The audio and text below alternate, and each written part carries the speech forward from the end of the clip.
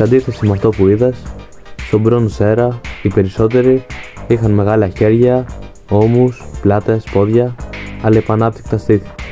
Γιατί όμως? Τα αισθητικά πρότυπα προερχόντουσαν από τον πατέρα του bodybuilding.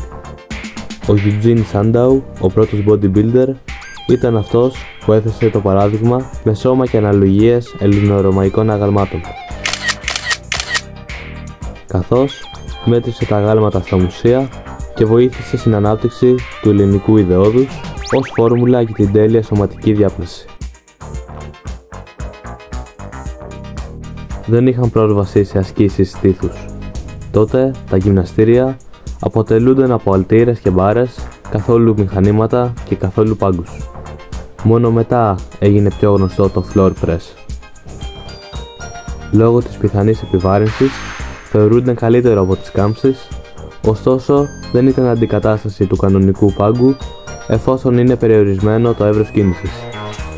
Κάπου στο 1930 σκέφτηκαν να ξαπλώσουν σε κουτιά και με τη μετάβαση στο Silver Era φαίνεται η δραματική αλλαγή στη διάπλαση του στήθους. Συγκρίνοντας την τωρινή εποχή με αυτήν του 20 και 30, παρατηρούμε την έμφαση στην καθημερινή και πρακτική δύναμη σε αντίθεση με τους καθαρά αισθητικούς στόχους του τώρα. Ένα αθλητικό και δυνατό σώμα ήταν πιο επιθυμητό από οποιοδήποτε άλλο.